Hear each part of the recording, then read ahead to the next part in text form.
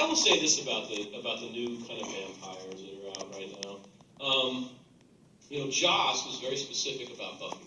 He said, "I don't like that Anne Rice." To him, vampires were supposed to be ugly and very quickly dead, because vampires stood in for all the challenges that you face in adolescence. And if you're gonna get over those challenges, you got to kill the vampire.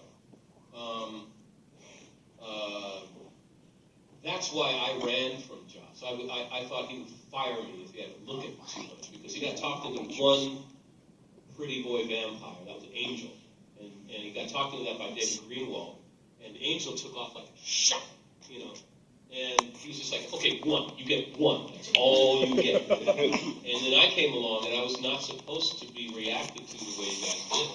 And I remember him Josh backing me up against the wall and said, "I don't care how popular you are dead. You are dead." So I really, like, if Josh was around, I would like to hit him. Hopefully you'll forget that I'm part of the show. But the interesting thing about vampires is, you can use vampires any way you want.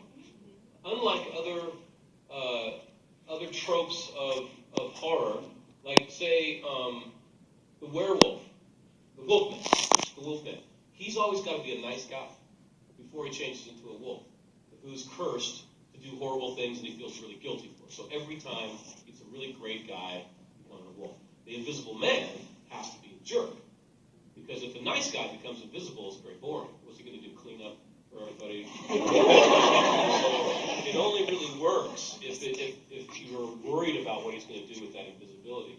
So there's real rules about the horror tropes, but with vampires, it seems like you can do almost anything you want. So every generation has their own vampire. Well, actually, there's a show, like I was saying a little bit, Being Human, that they did opposite British. That's how it is on Being Human. The vampires kind of like go back and forth, and the werewolf guy is kind of like guilty about the whole thing. And they actually dust vampires kind of like Buffy, except they don't have the noise to it. Yeah. They start to dust as soon as they get snakes. It's kind of funny. Thank you, James. You're welcome. All right, you said ask anything, right? Yeah, let's do it. You got it. I have a $20 nerd wager on this one. Okay. All right. Now, according to my friend in Austin, we may see at Comic-Con if you are going to be on the panel at Comic-Con. Okay. The question is this.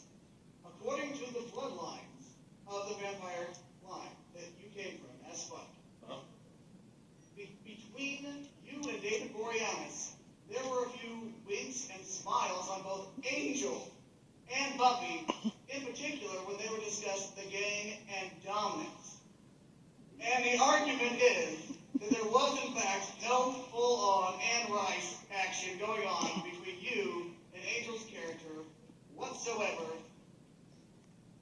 Did David ever discuss that whatsoever in the backstories of your character? There was one line in Angel that really suggested that we did get it on together. And I remember David and I just going, did you get it? I guess so. Okay. The only way we're going home tonight is if we say this line. So, okay, let's do it. Now we know. But yeah, neither one of us thought that was true until we got to that line on Angel. But it was pretty, I think it was pretty clear. Okay, Did you lose the $20? I really just lost $20.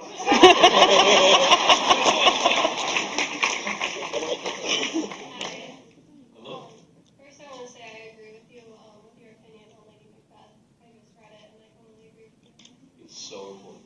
Yeah. And I have two questions. The first one, what's your favorite characteristic of Spike throughout Buffy, and what was your favorite episode to record on Buffy?